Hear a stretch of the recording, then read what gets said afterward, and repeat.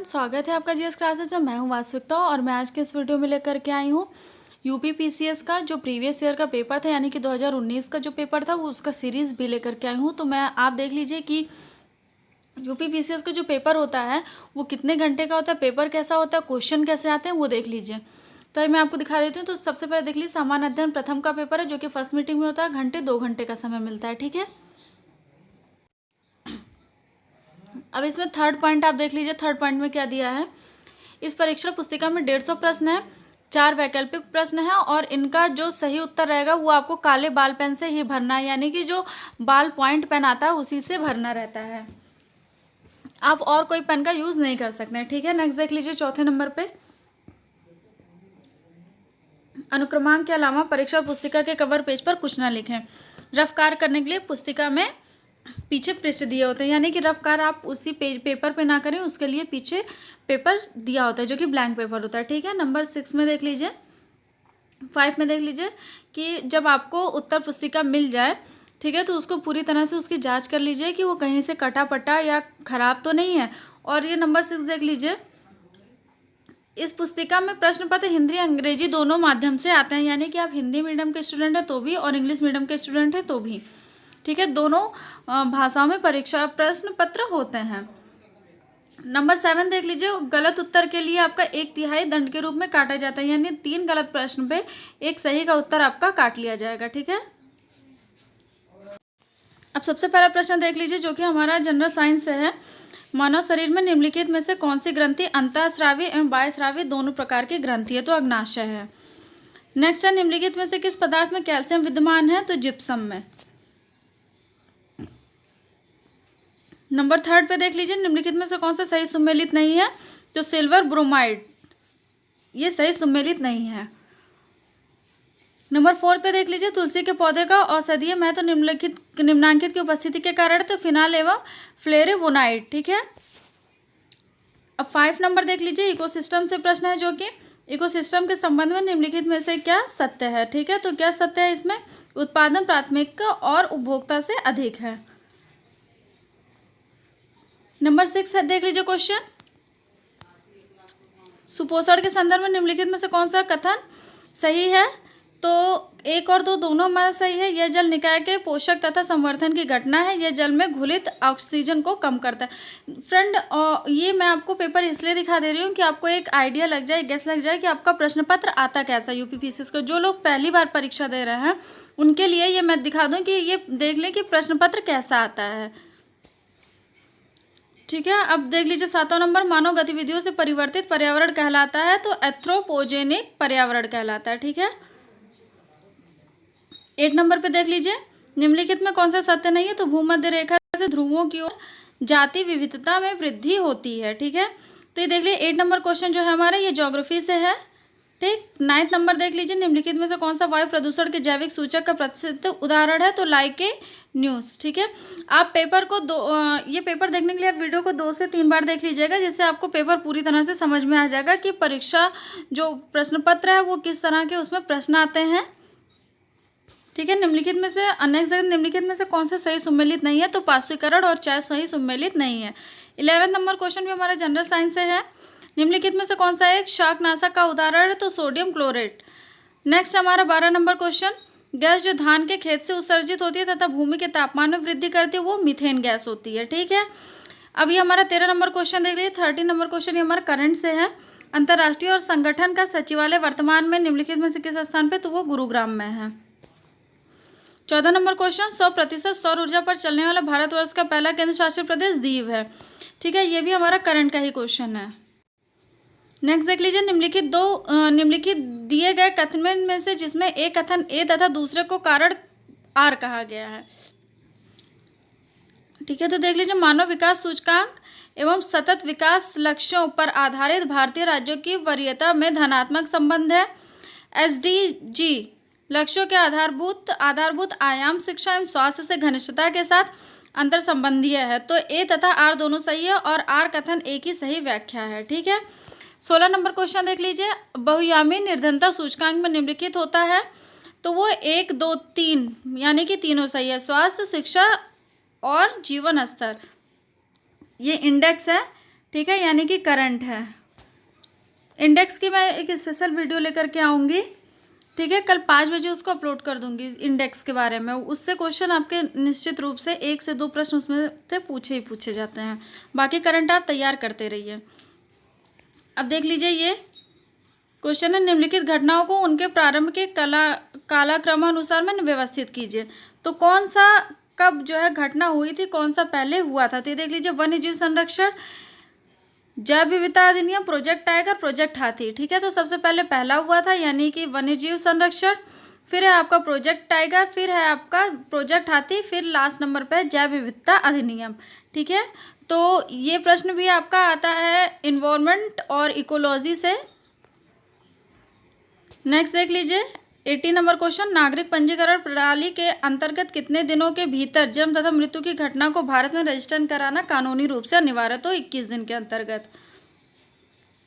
Next देखिए, राष्ट्रीय परिवार स्वास्थ्य सर्वेक्षण सम्मिलित नहीं करता है HIV परीक्षण। ठीक है, 20 नंबर क्वेश्चन देख लीजिए, पर्यावरण और परिस्थिति से है। पर्यावरण कुटेनस वक्र पर्यावरणीय क्षतियों प्रति व्यक्ति DGP के मध्य संबंध दर्शाता है। इस पर्यावरणीय कुटेशन वक्र का आकार किस प्रकार का होता है? तो उल्टा U आकार का। यह प्रश्न कई बार परीक्षा में पूछ चुका है। नेक्स्ट देख लीजिए, नीचे दो कथन दिए जिनमें एक को कथन A तथा दूसरे को कारण R कहा गया है। तो ये प्रश्न भी आप देख लीजिए, ठीक है, जिसमें कि A R दोनों सही हैं, परंतु R जो है एक ही सही व्याख्या नहीं करता है। 22वां नंबर क्वेश्चन देख लीजिए, निम्नलिखित में से किस प्रत्यक्ष लाभ योजना के Guinness book of world record द्वारा विश्व की सबसे बड़ी प्रत्यक्ष लाभ योजना माना गया? तो पहल को माना गया है।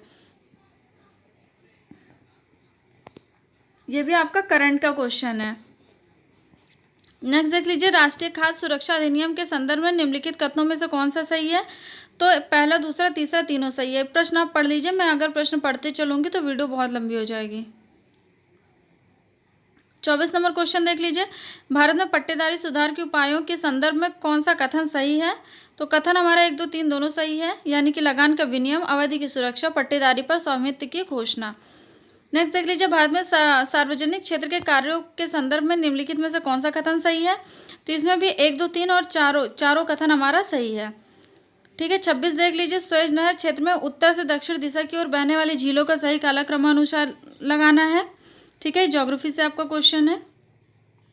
ये देख लीजिए, पहले लेक मंजर, लेक टिप्सा और फिर ग्रेट बिटर लेक, फिर उसके बाद little bitter lake.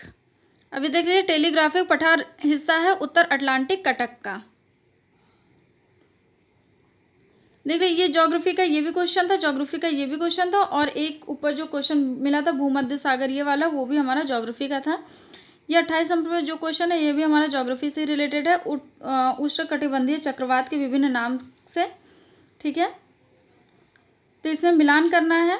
Willie village, Philippines, टैफू, ये हमारे पवन के नाम दिए गए हैं, मतलब चक्रवात के नाम दिए गए हैं, सॉरी, और ये देश दिया गया है। तो आप ज्योग्राफी में आगे पढ़ेंगे तो ये क्वेश्चन आपको मिलेगा।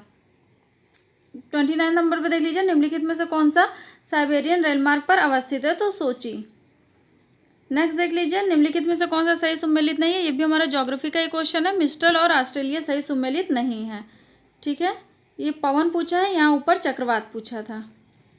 तो पवन चक्रवात आप जरूर देख लीजिएगा, क्योंकि उसमें से 2 से 3 प्रश्न आपके हर एग्जाम में पूछे जाते हैं।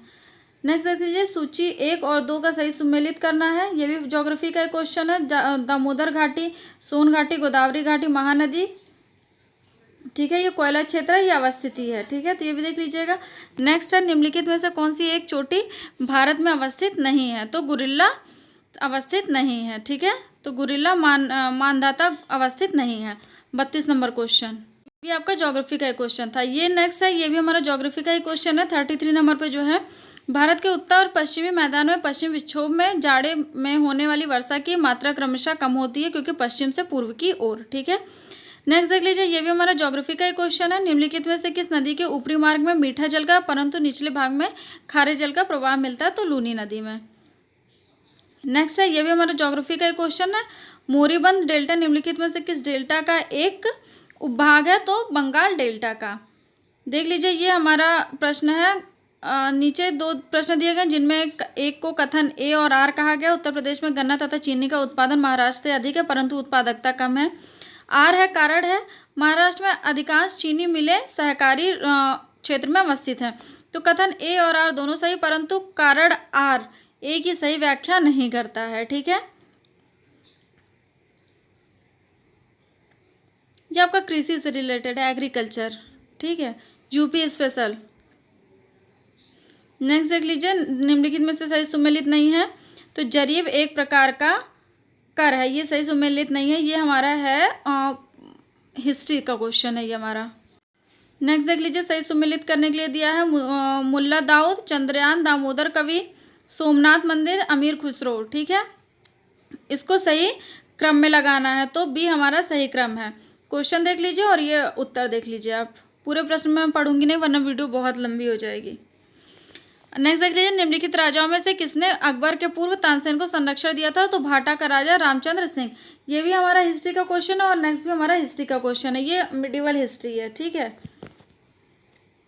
नेक्स्ट देख लीजिए, ये भी हमारा हिस्ट्री का ही क्वेश्चन है, सही मिलान करना है। सूची 1 और 2 दिया हुआ है। निम्नलिखित स्मारकों को कालक्रम में व्यवस्थित कीजिए।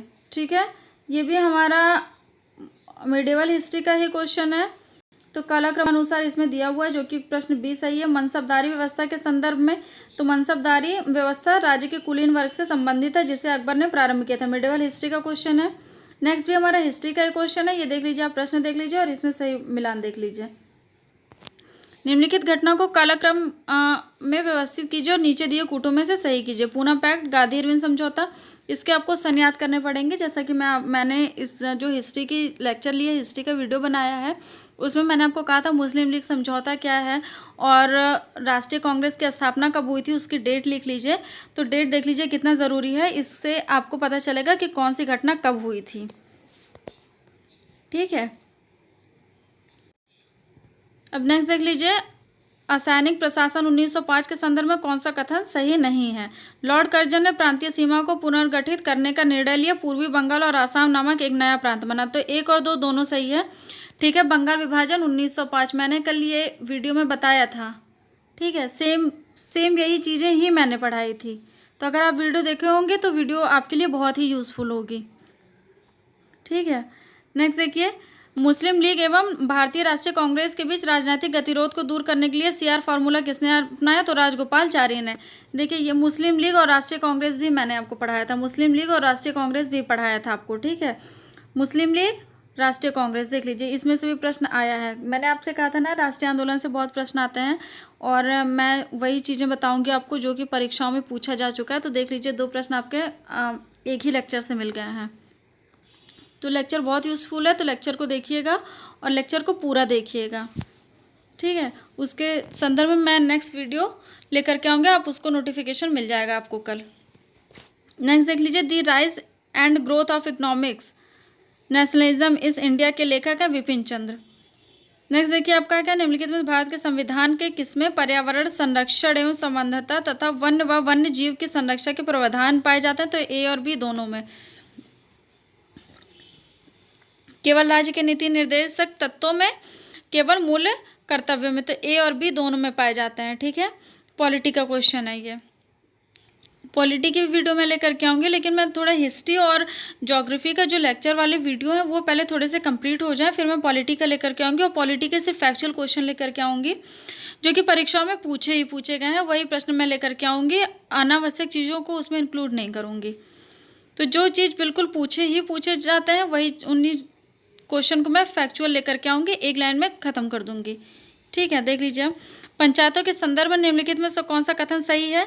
तो कौन सा कथन सही है? केवल 3 मध्यवर्ती स्तर पर एक पंचायत होता है। ठीक है, मजदूर किसान शक्ति संगठन नामक सामाजिक आंदोलन भारत में किसके संबंधित है? तो आरटीआई अधिनियम से। किसने कहा था भारत एक अर्थ संघात्मक राज्य है? तो सी व्हीलर ने। देखिए, क्वेश्चन है ज्योग्राफी और हिस्ट्री आपका कितना इंपॉर्टेंट है, कितने प्रश्न इससे बनते हैं। नेक्स्ट देख लीजिए, राष्ट्रीय सामाजिक सहायता कार्यक्रम में गरीबी रेखा के नीचे के लिए कार्यक्रम दिए गए हैं। तो महिला किसान सशक्तिकरण परियोजना। ठीक है। 52 नंबर। 53 नंबर क्वेश्चन है, निम्न घटनाओं को कालक्रमानुसार लिखिए। देखिए ये भी आपका हिस्ट्री का ही क्वेश्चन है। ठीक है। महाराजा हरि सिंह ने विलय पत्र पर हस्ताक्षर किए थे। सॉरी, ये पॉलिटी का क्वेश्चन है। पॉलिटी और हिस्ट्री दोनों में ये क्वेश्चन आते हैं। ठीक है। जम्मू कश्मीर की प्राथमिकता संविधान सभा ने विलय के अनुमोदित की थी। तो 1 2 3 4 चारों प्रश्न इसमें सही हैं। नेक्स्ट देख लीजिए, नीचे 2 कथन दिए गए हैं जिनमें एक को ए तथा दूसरे को कारण आर कहा गया है। तो देख लीजिए ये भी आपका प्रश्न जो है पॉलिटी से रिलेटेड है। नेक्स्ट देख लीजिए, भारत में पंचायती राज दिवस कब मनाया जाता है? तो 24 अप्रैल को मनाया जाता है। मैंने जो करंट निकाला था उसमें अप्रैल का जो करंट है उसमें मैंने आपको बताया था कि पंचायती राज दिवस कब मनाया जाता है। तो 24 अप्रैल को मनाया जाता है। ठीक है, जो उसकी पीडीएफ डाली उसमें है। 42वें संविधान संशोधन द्वारा किस अनुच्छेद के माध्यम से श्रमिकों की प्रबंध में भागीदारी सुनिश्चित की गई है? तो अनुच्छेद 43 के ए में। नेक्स्ट देख लीजिए, संविधान की प्रस्तावना का विविध स्वरूप क्या है? यह लागू नहीं किया जा सकता है। ठीक है। नेक्स्ट देख लीजिए, भारतीय संविधान के अनुच्छेद 162 के शीर्षक के संबंध में निम्नलिखित में कौन सा सही है? तो राज्य की कार्यपालिका शक्ति का विस्तार। नेक्स्ट हमारा 59, निम्नलिखित में से किस मंदिर के विंदर्भ के खजुराहो के रूप में जाना जाता है? तो मांडकेश्वर में। ज्योग्राफी का क्वेश्चन है हमारा। नेक्स्ट क्वेश्चन है, तूफान के संबंध में सर्वाधिक प्रभावित देश, जो कि अगस्त सितंबर 2019 में आया था। यानी कि ये करंट से रिलेटेड क्वेश्चन है। करंट और ज्योग्राफी दोनों से रिलेटेड क्वेश्चन है। ठीक है। तूफान पूछा गया जो कि 2019 में आया था। सबसे ज़्यादा प्रभावित कौन सा देश हुआ था किस तूफान से? ठीक है, तो ये देख लीजिएगा आप। नेक्स्ट है, अक्टूबर 2019 में भारत ने किस अफ्रीकी देश में अपना उच्चायोग स्थापित करने की घोषणा की थी? तो सियरा लियोन। ये करंट का क्वेश्चन है, क्योंकि करंट मैंने आपको पहले ही बताया कि करंट कितना इंपॉर्टेंट है। तो ये देख लीजिए कि जितने भी सब्जेक्ट हैं वो उनसे कुछ ना कुछ प्रश्न पूछे ही जाते हैं। तो आपके सारे जितने भी सब्जेक्ट होते हैं, जितने भी विषय हैं, उसमें अच्छी पकड़ होनी चाहिए। आप उनको पढ़ते रहिए, रिवीजन करते रहिए, टेस्ट सीरीज लगाते रहिए। ठीक है। और करंट तो डेली का पढ़ते ही पढ़ते रहिए। नेक्स्ट देख लीजिए, हमारा 62 नंबर क्वेश्चन है, निम्नलिखित आयोग के अनुसार भारत में नवाचार सूचकांक 2019 में निम्नलिखित में से कौन सा राज्य शीर्ष पे था? तो कर्नाटक। ये भी आपका करंट से है। बुक प्राइज विजेता 2019 पुस्तक गर्ल विमेन अदर के लेखक लेखिका कौन है? वारंडीन इवस्तिया। ठीक है, ये भी देख लीजिए, आपका करंट का एक क्वेश्चन है। नेक्स्ट देख लीजिए, विश्व महिला एकल बैडमिंटन मुकाबले का भारत का पहला स्वर्ण पदक दिलाने के लिए पीवी सिंधु ने फाइनल जीता। तो निजोमिया ओहिकुराहारा से। ठीक है, करंट का क्वेश्चन है। 65 नंबर भी करंट का क्वेश्चन है। भारतीय प्रधानमंत्री नरेंद्र मोदी द्वारा हाल ही में भूटान में किस जल विद्युत परियोजना का उद्घाटन किया गया? तो मांगदेछू विद्युत परियोजना का। करंट का क्वेश्चन है। देखिए करंट कितना इंपॉर्टेंट है, तो करंट से हमें अवेयर रहिए। डेली का करंट अफेयर देखिए, 1 घंटे का कोई वीडियो जरूर देख लीजिए। जब मैं पीडीएफ दे दूंगी आपको तो उसको देख लीजिएगा आप, या फिर आप जब प्रतियोगिता दर्पण आता है, कुरुक्षेत्र आता है, समसामयिकी आता है, घटना चक्र होता है, कोई भी किताब लेकर के आप ज़रूर पढ़िए। 66 देख लीजिए, निम्नलिखित में से कौन सा एक दुनिया का पहला 100% जैविक राज्य है? तो सिक्किम, यानी कि जो कि भारत में है। ठीक है, करंट से है। चित्राचार्य उपेंद्र महारथी की पुस्तक वेणुशिल्प का संबंध निम्नलिखित में से किस कला से? तो बांस कला से है। पैरा एथलेटिक दीपा मलिक, जिन्हें वर्ष 2019 का राजीव गांधी खेल रत्न पुरस्कार दिया गया। देखिए करंट का क्वेश्चन है, गोल फेंक से वो रिलेटेड है, करंट का ही क्वेश्चन है ये। नेक्स्ट भी हमारा करंट का क्वेश्चन है, संयुक्त राष्ट्र जलवायु कार्यवाही सम्मेलन 2019 का आयोजन किस शहर में किया जाएगा? तो न्यूयॉर्क में किया जाएगा। मानव आहार में पॉलिश किए गए चावल के उपयोग से निम्नलिखित रोग हो जाते हैं? तो बेरी रोग हो जाते हैं। ठीक है, नेक्स्ट देख लीजिए, ये हमारा जनरल साइंस से रिलेटेड है। विटामिन की वीडियो भी मैंने डाली है, तो आप विटामिन वाली जो भी वीडियो है जनरल साइंस की उसको देख लीजिएगा। उसमें मैंने बताया है कि ये किस विटामिन की कमी से कौन से रोग हो जाते हैं। देखिए क्या दिया, विटामिन दिया हुआ है। निम्नलिखित में सही बता, विटामिन B2 कांड यकृत तेल। ठीक है, प्रचुर स्रोत, यानी कि स्रोत क्या है, तो वो वीडियो आप ज़रूर देख लीजिएगा। नेक्स्ट है, नीचे दिए कथनों में से A और B सही हैं, इनको बताना है, भी विटामिन से रिलेटेड ही हैं, देख लीजिए आप। नेक्स्ट है, सूचियों को, ये भी हमारा जनरल साइंस का ही क्वेश्चन है, तो प्रश्न आप देख लीजिएगा और ये उत्तर देख लीजिए कौन सा सही है। 74 नंबर पर निम्नलिखित में से किस वस्तु के नमूने को हवा में खुला रखने पर कुछ समय पश्चात गायब हो जाता है? जैसे कपूर, नैपथीन अथवा शुष्क पदार्थ। इस पर घटना को कहते हैं ऊर्ध्वपातन। ठीक है, नेक्स्ट देख लीजिए, प्रकाश ऊर्जा का ऑप्टिकल फाइबर में संचरण निम्नलिखित घटना के अनुप्रयोग द्वारा किया जाता है? तो पूर्ण आंतरिक परावर्तन। ठीक है, नेक्स्ट देखिए, ये भी हमारे जनरल साइंस का, एंजाइमों के संदर्भ में निम्नलिखित कथनों में से कौन सा सही है? तो देख लीजिए केवल एक सही है, वे जैविक उत्प्रेरक है। नेक्स्ट देखिए, माँ का दूध नवजात को लगभग संपूर्ण आहार प्रदान करता है, किंतु इसमें निम्नलिखित का अभाव होता है, लौह का।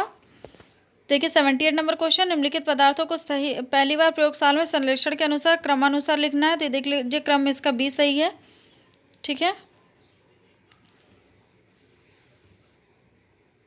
ये प्रश्न आपका परीक्षा में गलत आया था, इसका आंसर दोनों सही होगा। 80 नंबर पे देख लें, निम्नलिखित में से कौन सा एल्बिडो से संबंधित है? तो वापसी की शक्ति। 80 नंबर क्वेश्चन है, गहरी कार्बन वेधशाला के संदर्भ में संबंध में निम्नलिखित कथनों में से कौन सा सही है? तो ये देख लीजिए, एक और दो दोनों सही है। ठीक है, नेक्स्ट क्वेश्चन भी देख लीजिए, हमारा ज्योग्राफी का एक क्वेश्चन है। उष्णकटिबंधीय देशों में तितलियों की प्रजातियां सर्वाधिक संख्या में होती हैं। तो ए और आर दोनों सही है। ए आर की सही व्याख्या करता है, पारिस्थितिक तंत्र में एक पोषी स्तर से दूसरे पोषी स्तर में स्थानांतरण से ऊर्जा की मात्रा घटती है। 85 नंबर क्वेश्चन, निम्नलिखित में से कौन सा जैविक नाइट्रोजन निर्धारण से संबंधित है? तो हरा शैवाल। 86 पे देखिए, धुआं यानी कि स्मॉग आवश्यक रूप से वायुमंडल में निम्नलिखित में से उपस्थिति के कारण होता है। तो नाइट्रोजन तथा सल्फर के ऑक्साइड। नेक्स्ट देख लीजिए, 87 नंबर में क्या दिया हुआ है? निम्नलिखित क्षेत्र में से किसमें दुर्लभ उपलब्धि के लिए वैश्विक 500 पुरस्कार दिया जाता है? तो पर्यावरण संरक्षण। श्याम विवर होता है सिमट गया तारा। भारत में सबसे अधिक जैव विविधता संपन्न होती है? तो पश्चिमी घाट में। ज्योग्राफी का एक क्वेश्चन है। नेक्स्ट भी हमारा ज्योग्राफी निम्नलिखित में से कौन सा भारत में सतत विकास लक्ष्यों के कार्यान्वयन के लिए नोडल संस्था है? तो नीति आयोग। करंट का क्वेश्चन है। नेक्स्ट देख लीजिए। ठीक है, इसका उत्तर आप देख लीजिए, इसका उत्तर कहाँ दिया हुआ है?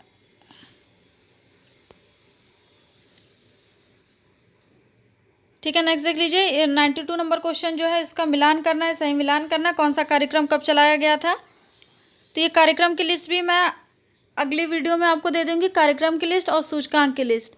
ये दो लिस्ट मैं अगली वीडियो में बना दूंगी। तो और ये आप देख लीजिएगा, क्योंकि इससे प्रश्न निश्चित रूप से 2 से 3 प्रश्न पूछे ही पूछे जाते हैं। 93 नंबर क्वेश्चन, 94 क्वेश्चन नंबर है, भारत में निर्भरता अनुपात घट रहा है क्योंकि 15 से 15 to 59 वर्ष की जनसंख्या सापेक्षता अधिक है। ठीक है, करंट का क्वेश्चन है आपका। नेक्स्ट देख लिए, निम्नलिखित में से कौन सा सतत विकास लक्ष्य भारत 2030 के लिए पानी की उपलब्धता के लिए अस्थायी प्रबंध को लक्षित करेगा? तो SDG 6। ठीक है, 96 पे देखिए, समृद्धि की समीक्षा के सीमा की अवधारणा का प्रतिपादन किसके द्वारा किया? तो क्लब ऑफ रोम। 97 पे है, वर्ष के अधिकांश हिस्से में बेरोजगार रहने वाले व्यक्तियों की संख्या को कहा जाता है सामान्य स्थिति बेरोजगार। कॉर्पोरेट सामाजिक उत्तरदायित्व के संदर्भ में निम्नलिखित में से कौन सा संविधान कौन सा कथन सत्य है? तो देख लीजिए, ना 1 ना 2 जीवन की भौतिक गुणवत्ता सूचकांक किसके द्वारा विकसित की जाती है? तो मोसेस डी मोरिस। ठीक है, विकसित किया गया। भारत का वैश्विक भूख सूचकांक। देखिए, सूचकांक यानी कि इंडेक्स में से 2 से 3 प्रश्न हमेशा आते हैं। दूसरा प्रश्न है ये, 2017 में क्या स्थान रहा? तो 100वां स्थान था। ये देखिए, हमारा नेक्स्ट ज्योग्राफी का क्वेश्चन है।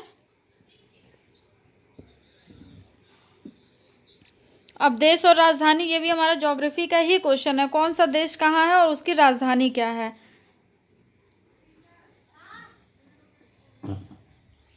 सॉरी, नेक्स्ट क्वेश्चन भी देख लीजिए, हमारा ज्योग्राफी से रिलेटेड है, प्राकृतिक वनस्पति और क्षेत्र। आंसर इसका देख लीजिएगा। देख लीजिए, निम्नलिखित में से कौन सा सुमेलित है? जनजाति और स्थान। ये भी हमारा ज्योग्राफी का ही क्वेश्चन है। नेक्स्ट दिया, ये भी हमारा ज्योग्राफी का क्वेश्चन है 105 नंबर पे, और 106 पे भी हमारा ज्योग्राफी का ही क्वेश्चन है। क्वेश्चन आप देख लीजिए, क्योंकि मैं क्वेश्चन पढ़ते चलूँगी तो टाइम बहुत ज़्यादा लग जाएगा, वीडियो बहुत लंबी हो जाएगी। आधे घंटे की वीडियो हो ही चुकी है। देख लीजिए, अब क्या दिया 108 नंबर पे क्या दिया? मणिपुर पहाड़ियों से घिरा इम्फाल बेसिन एक सुंदर उदाहरण है सरोवरीय मैदान का। ये भी आपका ज्योग्राफी का क्वेश्चन हो गया। नेक्स्ट भी आपका ज्योग्राफी का क्वेश्चन 109 नंबर पे। 110 पे भी आपका ज्योग्राफी का ही क्वेश्चन है। 111 पे भी आपका ज्योग्राफी का ही क्वेश्चन है, देख लीजिए आप। ठीक है, नेक्स्ट क्वेश्चन जो आपका दिया गया है 112 नंबर पे, ये आपका हिस्ट्री का है, मिडिवल हिस्ट्री से क्वेश्चन है। ठीक है,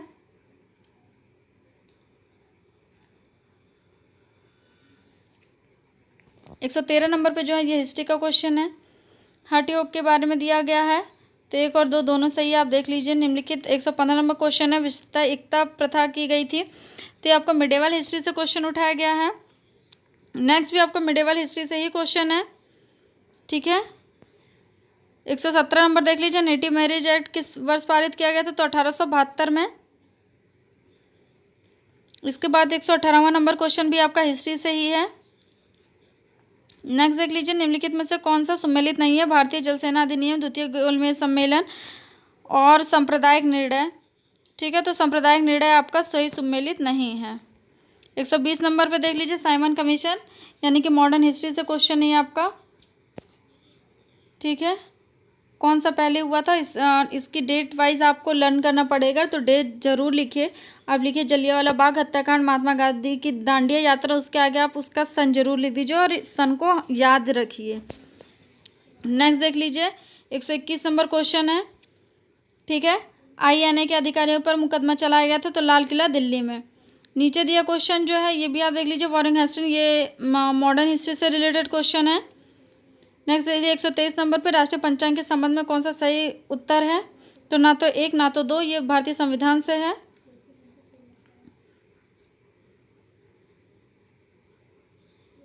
नेक्स्ट देख लीजिए, भारत में नियोजित विकास का विरोध किसने किया था? तो महात्मा गांधी ने किया था। नेक्स्ट अनुच्छेद से रिलेटेड क्वेश्चन है, यानी कि पॉलिटी का। नेक्स्ट इसमें भी पॉलिटी का क्वेश्चन है, निम्नलिखित में से कौन सा सही सम्मिलित नहीं है? तो राज्य अनुसूची से, ये भी हमारा पॉलिटी का ही क्वेश्चन है।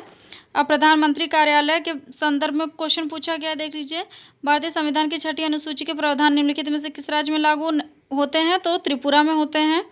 नेक्स्ट भी हमारा क्वेश्चन जो है 132 नंबर का पॉलिटी से रिलेटेड है, देख लीजिए। क्वेश्चन आप देख लिए होंगे, आपको समझ में आ गया होगा कि आपको किस विषय पे ज़्यादा पकड़ बनानी है, कौन सा विषय आपको पढ़ना है ज़्यादातर। और पढ़ने तो सारे विषय ही हैं, लेकिन कौन सा आपको ज़्यादा पढ़ना है, प्रश्न किस प्रकार के आते हैं, देख लीजिए ये, ठीक है। तो 150 क्वेश्चन पूरे हो गए, ठीक है। 2 घंटे का समय आपको रहता है। सामान्य ज्ञान प्रथम का है। अब मैं एक वीडियो बना दूंगी, उसमें CSAT यानी कि सिविल सर्विसेज एप्टीट्यूड टेस्ट का भी पेपर मैं ले आऊँगी, जो कि आपका सेकंड मीटिंग में होता है। तो पेपर आप देख लिए होंगे, आपको समझ में आ गया होगा। खासकर जो लोग पहली बार पेपर दे रहे होंगे, पहली बार परीक्षा में सम्मिलित होंगे, उनके लिए ये वीडियो बेहद ही उपयोगी रहेगी।